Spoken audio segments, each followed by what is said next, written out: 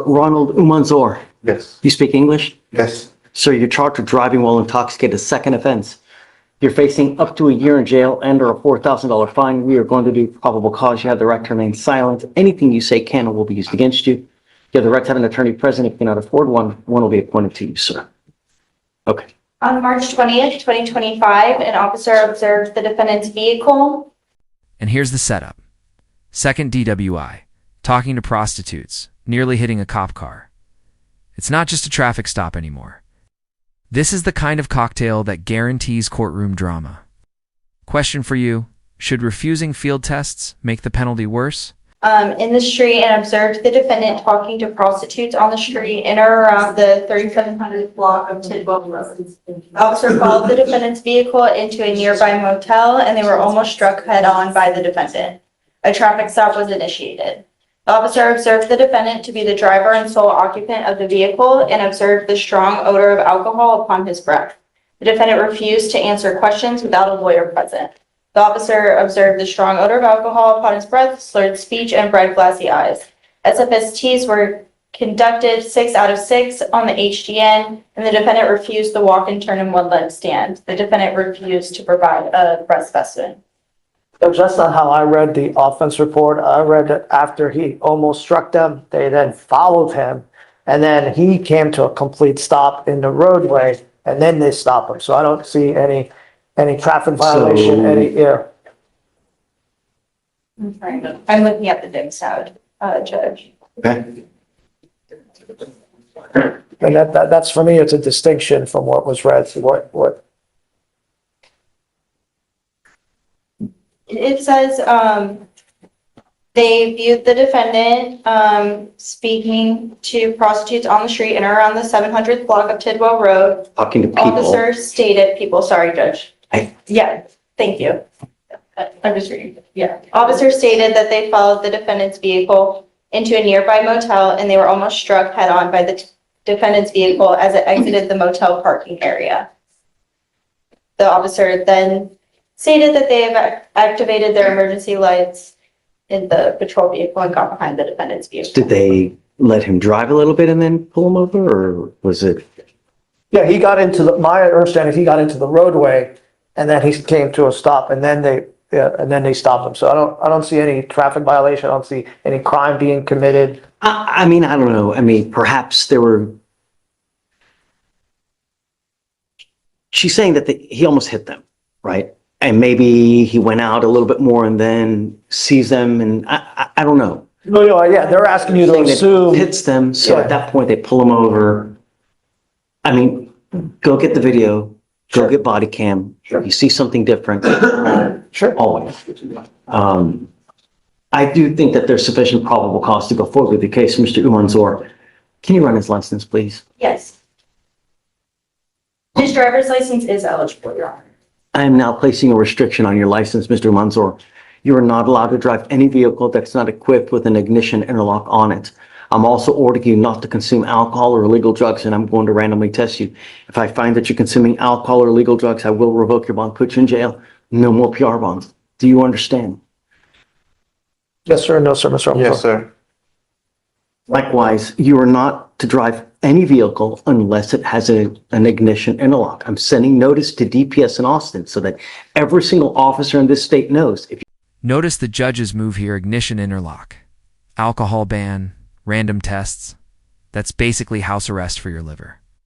Do you think this is fair prevention or punishment before trial? You're driving a vehicle that doesn't have a blow and go in it, they're going to arrest you and put you in jail. Do you understand? Yes, sir. I'm not asking much. All I want my streets to be safe, and I'm going to do everything in my power to protect it. You got a great lawyer here. Listen to Herman. He'll take care of you. Because you have a lawyer, I will waive your appearance, but you must stay in touch with him. If he tells me he can't get a hold of you because you're playing games and you've gone AWOL, I will issue a warrant for your arrest. For now, I'll have you go to Victoria, sign a reset. We'll have you get with pre-trial for your bond conditions, and after that, you're free to I go. think you already had the interlock and everything previously.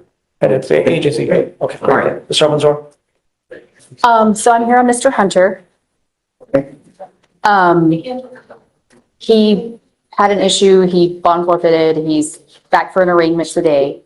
I've spoken with the state, they've made an offer. We're asking for one setting for Mr. Hunter to consider that offer. And then the state is going to eval the case. If not, Quick pause. This is where the judge flexes, sending Hunter for a drug test on the spot. Here's the kicker. Even though he hasn't been convicted, his freedom now depends on clean urine, fair safeguard, or judicial overreach. and Notice what just happened here. Mr. Hunter was bonded out, but the judge is immediately sending him for a drug test. This is a classic move in probation-style monitoring. Quick question for you guys. Do you think mandatory drug testing for bond should be standard, or is it an overreach? Drop your thoughts below. if reasonable minds still disagree. Where is Miss? I don't even see Mr. Hunter. He's in here. Mr. Hunter? Has he made, Yes, he bonded out. sending him for a drug test right now? Okay.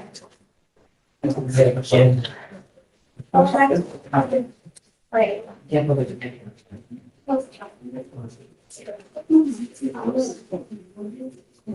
I got it.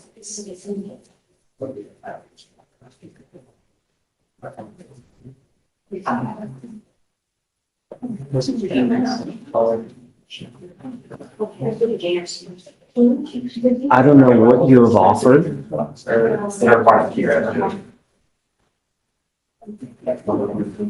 I like it. And just, I'm gonna tell you now that it's not gonna be this revolving door anymore. right. No more revolving doors for you, Mr. Hunter. You understand? If I find that you're using, it will not go well for you. You come to court whenever you want to come to court. That's not the way it works. I'm sending you now for a drug test. I guess we'll come back Monday and address the results because it's now 11 o'clock. I don't know. Okay. I just don't know if it's enough time. Okay. And Mr. Hunter just informed me he drug tested yesterday. So I don't know if we have those results yet. The pre-trial people, Wait, yeah, the pre-trial people that I'm ordered for drug tests, maybe Monday and I don't Thursday. know how because there was no order from us. If he's on the land and then he makes bond, those bond conditions are valid, you know what I mean? So we can't just. Got a report Monday. Shh. Okay, so when he was released, there were bond conditions in place that he needs to report on Monday and Thursday for drug testing. Okay. And so he did that yesterday. The test? Yes, it is, Judge. It is, from the drug test that I see, yesterday. It is consumption, deposit for. Okay, I'll let this. All right. So yeah, for 48, window, oxy, and probably. You will now test every Monday and Thursday. You test positive for anything else, it's not going to go well for you. You understand, Mr. Hunter? Now is the time for you, once again, to address any issues you may have. If you don't, I'm going to address it for you. Okay? So we'll let him go now, Okay, continue with the same bond conditions that we've always had, okay, and then he'll test again on Monday. How far I went on. and so just to let you know where this case is heading, the state has asked for one setting to eval it. And then, if reasonable minds still disagree, then we're gonna, set it for a dispositive motion to suppress with the court's permission. I don't know. I mean, I'm just going to set up a trial. Okay, we can do that too. It's just way too much drama, man. I'm not going to, you know, just Well, we'll have to see. let a jury decide. So you'll go do the, So, we'll stand down, Judge. yeah, just, okay. Anna will continue like always. He's going to be back Monday and test. Let's go. Thanks. Manuel Cooch, who is in custody. Okay. I'm bringing you out now because I have great concern with your cases and the way that your bonds are set at this time. It appears that in September, Whoa, this escalates fast. Not only was he allegedly intoxicated, but now there's a firearm involved. Whoa! Guns plus intoxication? That escalates everything. Jurors hate firearms mixed with alcohol. Real question. Should carrying a gun while drunk automatically mean jail time? Or does context matter? Imagine being a juror here. Does carrying a weapon while impaired automatically make someone more dangerous, or is it just bad luck? Let's hear what you think in the comments. Of last year, you pick up a felony assault of a public servant and an evading arrest. A couple months later, an aggravated sexual assault. And I'm assuming he's out on bond for all this stuff, and now he's picked up another case? You now stand charged with unlawful carrying of a weapon. You are facing up to a year in jail and or a $4,000 fine. We are going to do probable cause. You have the right to remain silent. Anything you say can or will be used against you. You have the right to have an attorney present. If you cannot afford one will be appointed to you, sir. On March 17th, 2025, at approximately 2:46 p.m., officers were dispatched to 3099 NASA Parkway, Houston, Harris County, Texas, for an intoxicated male who had fallen off his bicycle and dropped his firearm onto the ground. Upon arrival, the officer observed other officers detaining the defendant and transferred custody to the affiant. The officer spoke to the witnesses, who stated they observed the defendant in an intoxicated state, walking along the sidewalk and stumble onto the ground, and they observed a semi-automatic firearm fall out of the front pocket of the defendant's hoodie. Witness 1 retrieved the firearm from the defendant and handed it to witness 2. Witnesses then held the defendant until police arrived. The officer attempted to question the defendant, but the defendant was unable to provide the officer with information as to why he was in possession of the firearm due to his intoxicated state. And the defendant was identified via his U.S. residency card. Does he have an ice wall? Do you know? Mr. Cruz, I'm going to find that there's sufficient probable cause to go forward with your case. He does have an ice cold judge. Did you have anything you want to? Your Honor, I'd also like to add that a condition of his felony bond was to not possess a firearm. It's a BPO. I think Mr. Cruz, they've given you chance after chance for you to remain out on bond. And I find by clear and convincing evidence that you refuse to comply with bond conditions. There are no non-financial conditions that we can do that will enable you to comply. As a result, I'm now going to revoke your bonds and I'm going to set them all at $10,004. Because of the actions now, I think that He does have an ice cold. you now have an immigration detainer. So, do you know anything that's going to happen with that by chance? Have you know? Okay. So I don't know if you're going to get out. If you get out, I'm ordering you to be under home confinement. You are not allowed to be released unless you have a GPS monitor on your ankle. And then I'm also on your other ankle, I will put a scram monitor so I know that you're not consuming anything. You are not to consume alcohol, illegal drugs, unprescribed controlled medication. You're not to be in possession of any weapons.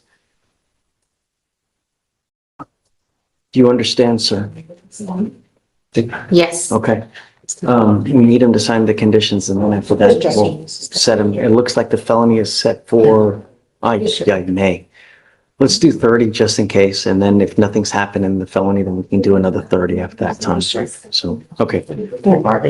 Thanks. Alexander. Ma'am, you're charged with the offense of driving while intoxicated. It's elevated to a Class A misdemeanor because of the high blow. So you are facing up to a year in jail and or a $4,000 fine. We are going to do probable cause. You are Janae Alexander? Janaya. Janaya? So you're facing up to a year in jail and or a $4,000 fine. We are going to do probable cause. You have the right to remain silent. Anything you say can or will be used against you. You have the right to have an attorney present. If you cannot afford one will be appointed to you. Okay. On March 22nd, 2025, an officer responded to a minor traffic incident.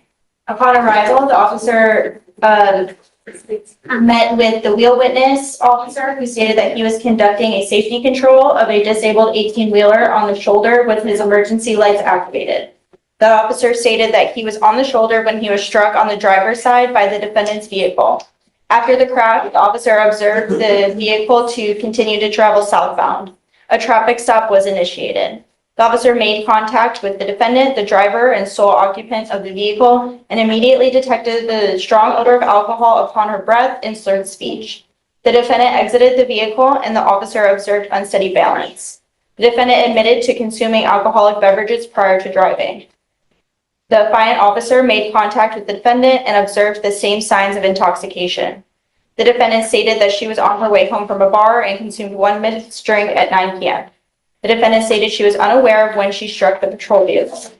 SFSTs were conducted. 6 out of 6 clues were observed on the HGN. 6 out of 8 clues observed on the walk-in turn. 2 out of 4 clues observed on the one-leg stand. The DIC was read and the defendant consented. Did you catch that? A .202 blood alcohol? That's more than double the legal limit. And she hit a patrol car with its lights on. Imagine trying to explain that to a jury. To a breath test. The results were .202 and .201. Any prior DWI? And No prior, Judge. license? Oh, yeah. Okay. Ms. Alexander, I'm going to find that there's sufficient probable cause to go forward with your case. I'm ordering you now as a condition of your bond not to consume alcohol, illegal drugs, or unprescribed controlled medication. Do you understand? Ma'am, look at me. If I find that you're using, it's not going to go well for you. I'm not asking much from you. If you do not have a valid Texas license and liability insurance in your name, car insurance, you're not allowed to drive. That is also a condition. Do you understand?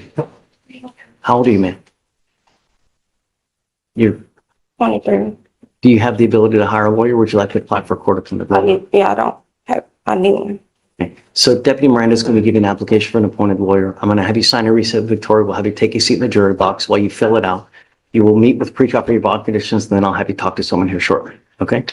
Please. Are you Victor Ortiz?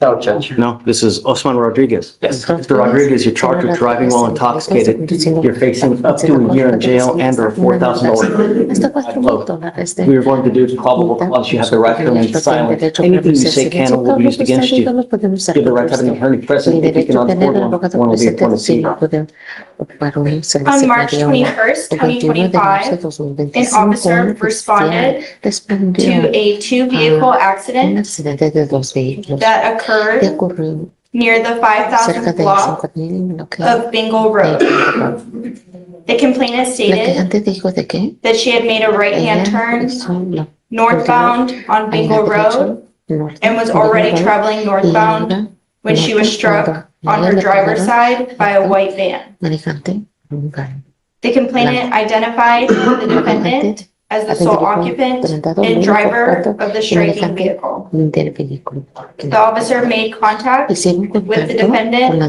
and observed red, glossy eyes, the strong odor of alcohol upon his breath, and sweat. The defendant stated he consumed 2 beers, one at work and one in his vehicle as he was driving home. SFSTs were conducted. 6 out of 6 clues were observed on the HGN. 2 out of 4 clues on the one-leg stand. 3 out of 8 clues on the walk-in turn. The defendant consented to provide a breath specimen. The results were .160 and .177. Did they find alcohol in the car? Substantiate that allegation. Doesn't state in the bill, Judge. Does he have a license? And any prior DWIs? He does not have a driver's license and no prior DWIs. Mr. Rodriguez, I'm going to find that there's sufficient probable cause to go forward with the case. If you do not have a Texas driver license and liability insurance, you are not allowed to drive. That is a condition of your bond. I will have you sign with me today a promise to me that you're going to make. This is an affidavit that I take absolutely serious. I don't care what's going on in your life. I don't care if you have a bunny that needs operating. If I find that you drive, it's not going to go well for you. I don't know what your immigration status is, but if you're not in this country with permission and you go to jail and immigration finds you, you will be stuck like Chuck in there until this case is over with, and then you get shipped off to immigration. Do you understand? You're not to consume alcohol, illegal drugs, unprescribed controlled medication, and you will be randomly tested. If I find that you're consuming, likewise, I will revoke your bond, put you in jail. No more PR bonds for you. You have a lawyer. En un abogado. Because you have a lawyer, I will waive your appearance. Pero no se te- Mr. Rodriguez, it is your responsibility to stay in touch with him. If Mr. Salinas tells me that he can't get a hold of you because you're playing games, you pick up a new case, you endanger my community, I will put you in jail. For now, I'm going to have you come up here and swear to us that you're not going to drive. I will get you to Victoria. We will have you sign a reset. And then after that, I will get you with pretrial. And then after that, you're free to go. Puedes. Come on. Yes. Mr. Sierra, you're charged with racing on a highway.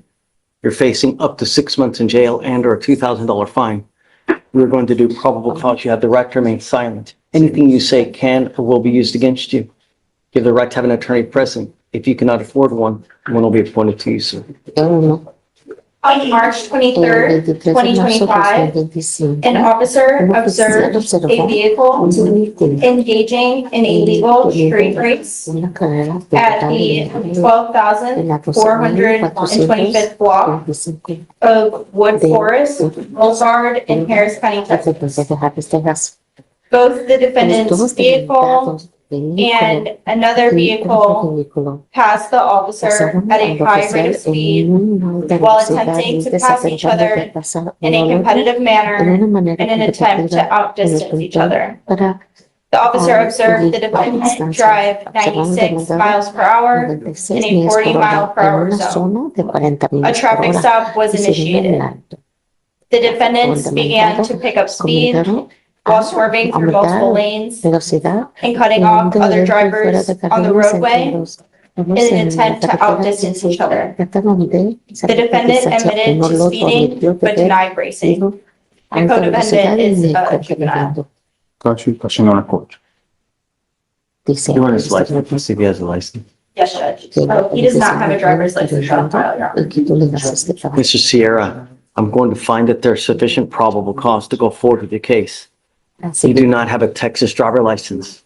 You are not allowed to drive. No puedes manejar. I'm going to have you sign with me today an affidavit, a promise that you're going to make to me that you're not going to drive. I don't care what's going on in your life. If I find that you drive, I will put you in jail. And if you're not in this country with permission and you go to jail, it's very possible immigration puts a detainer on you and you will be in there until this case is over with. How old are you, sir? ¿Qué tantos años tienes, señor? 20. 20.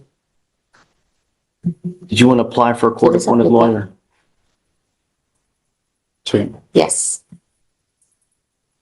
Look at me. Dígame. Heed this warning. You get no more. If I find that you're a danger to my public in any way, ¿Qué manera? I will put you in jail in a moment's notice. Do you understand? Lo entiendo. Think before you act. You hang with the wrong people, it's not going to go well for you. Come on. All right, Mr. Wong, you're charged with driving while intoxicated, second offense. You're facing up to a year in jail and or a $4,000 fine. We're going to do probable cause. You have the right to remain silent. Anything you say can or will be used against you. You have the right to have an attorney present. If you cannot afford one, one will be appointed to you, sir. On March 18th, 2025, an officer was dispatched to a call for service in reference to a major crash. The witness stated that he observed the defendant sitting in the front driver's seat behind them and crash into another vehicle by rear-ending it at the 9,000th block of Bel Air Boulevard. The witness stated that he observed the defendant was driving recklessly prior to the vehicle crash. The officer observed a strong odor of alcohol emitting from the defendant's breath, slurred speech, glossy eyes, and slightly unsteady balance. The defendant admitted to consuming an unknown amount of alcohol. SFSTs were conducted. 6 out of 6 clues were served on the HGN, and the defendant was unable to perform the walk and turn test in one leg stand due to a past ankle injury. The defendant consented to provide a breath specimen. The results were 0.123 and 0.122. How many prior DWIs have you run in NCIC? Yes, he has one prior DWI. Here, anywhere else, anything else? Yes. No? Okay, license, I can check. He does have please. he does have a friend, John Wall. Right. That's who it needs to be, not David. His driver's license is eligible, Your Honor. All right, Mr. Wong, I'm going to find that there's sufficient probable cause to go forward with the case, and I'm So here's the takeaway: even with prior offenses, the court is willing to give Mr. Wong a chance, but only under strict conditions like ignition interlocks and bond monitoring. It's a balancing act, second chances versus public safety. Stick around, because the next case raises the stakes even higher. ordering you now as a condition of your bond not to consume alcohol, illegal drugs, unprescribed controlled medication. I'm going to randomly test you. If I find that you're using, I'm going to put you in jail. No more PR bonds. I am now also placing another restriction on you because it's a second offense. I'm ordering you to obtain an ignition interlock, and you're not allowed to drive any vehicle that doesn't have one. If you're caught driving a vehicle that doesn't have one, you will go to jail. Do you understand? I'm sending notice to DPS in Austin so that every single officer in the state knows. You understand? Because you have a lawyer, I will waive your appearance so you don't have to waste your time coming to court, but you must stay in touch with the other Mr. Wong and he'll tell you if and when you have to come back to court. For now, I'll have you go to Victoria, sign a reset. You'll get with pre-trial for your bond conditions, and then you're free to go. Just June 3rd through the 5th. Mr. Wong, did you hear that? Yes, I did. Your Honor, I just have one question. The vehicle that he is driving to and from work. Is that what you were about to say? Come on up. So, what we will the do- ignition. I'm sorry, Judge. Go is ahead. it inoperable, I guess? It's inoperable at this time. We don't even know if it's going to be repairable. But the point I'm trying to make is that the vehicle that he drives, he shares with his mother. So I don't know if with the ignition, the system, if that's going to be something that. You're not allowed to drive any vehicle that doesn't have an interlock on it. So if you're going to drive Okay. mom's vehicle, it has to have an interlock on it, and that's it. Okay. That's just okay. No, I don't want you driving any vehicle that doesn't have an interlock. I mean, I want to make Okay, sure sure. that if you get in the car, there's no alcohol on board. That's it. So Okay. if you want to get a portable device and you're telling me you're not going to drive, I'm going to have you sign an affidavit promising me you're not going to drive. So, you know, whatever vehicle you put it in, or if you're going to drive, okay, you got to have one. You make the decision. If Judge. you want me to give you a portable device, I'm happy to do that, but you're going to promise me you're not going to drive it. Okay. So I guess, just let them know what you want to do. I mean, if you want to take time to think about it, you know, I'm happy to give you time as well. Yes, Judge. That would be great. Let me confer with my client, and then we'll Yeah, decide. so, you know, go Okay. outside, step outside, you talk, and then, when you make your decision, just let us know. Okay? Okay. Thank you, Judge. Sure. Judge, I'm gonna get on the side. Yeah. Good morning, Mr. Good morning, sir. Sir, you're charged with reckless driving. You're facing 30 days in jail and or a $500 fine. We're going to do probable cause. You have the right to remain silent. Anything you say can and will be used against you, sir. On March 21st, 2025, at approximately 10 p.m., an officer was investigating a fatal motorcycle accident with emergency lights activated, and the road was shut down from both directions. And now, reckless driving through a fatal accident scene, almost hitting cops and tow drivers. This isn't just bad driving, this is flirting with a homicide charge. Audience poll. Should reckless endangerment carry harsher penalties when first responders are on the line? Accident investigators notified dispatch of a vehicle which disregarded all marked units and drove through the accident scene, almost striking officers and record drivers at the crash site. The officer observed the vehicle traveling at a high rate of speed and cut through an Exxon service station parking lot and turned down another road. The officer followed the vehicle and initiated a traffic stop. The vehicle accelerated and began darting in and out of lanes without using a turn signal. The vehicle then turned and came to a stop. A high-risk stop was conducted and the defendant was taken into custody. A security sweep of the vehicle was conducted and the officer observed 2 baggies of a green leafy substance in plain view on the driver's side seat, known from training and experience to be marijuana. The defendant was identified by his 6 driver's license, and the defendant was transported back to the accident scene, where the accident investigator confirmed the defendant's vehicle was the same vehicle that disregarded the marked patrol vehicles and disregarded the safety of the people on the scene. Other officers who witnessed the defendant's vehicle confirmed this. Deputy Chicoya advised that the defendant's vehicle almost struck multiple patrol vehicles and had approached officers while they had to abruptly move out of the way. And then Deputy Chicoya observed the defendant's vehicle almost struck 2 record drivers who were authorized to be on the scene. The record drivers confirmed this. Witness Cross advised he yelled at the vehicle to stop, and the defendant's vehicle began to accelerate faster. The defendant acknowledged he drove through a roadway. Mr. Davis, I'm going to find that there's sufficient probable cause to go forward with the case. Can you run his license? Please see that. His driver's license is ineligible, Your Honor. Mr. Davis, you are not allowed to drive. You will be signing an affidavit with me today promising me you're not going to drive. I don't care if Jesus comes from heaven and needs to ride to church. If I find that you drive, I can have a contempt hearing. You can be facing an additional 6 months in jail and a $500 fine every time you drive. Do you understand? Sir. I'm going to do everything in my power to protect my community. If I find that you drive, much less drive maniacally like this, as they allege, it's not going to go well for you. If you want to drive, go get a license, get liability insurance, and then we can talk. But until that point, if you do, it's not going to go well for you. You have a lawyer. Because you have a lawyer, I will waive your appearance, but it is your responsibility to stay in touch with her. If she tells me that you're playing games, you're not responding to phone calls, text messages, you've gone AWOL, you pick up a new case, I will revoke your bond and put you in jail. Do you understand? Sir. I'm not asking much. All I want my streets to be safe. That's it. I'll have you come up here, swear to us you're not going to drive. I'll get you to Victoria, sign a reset, and then you're on your way. Thanks. Okay. All right, please.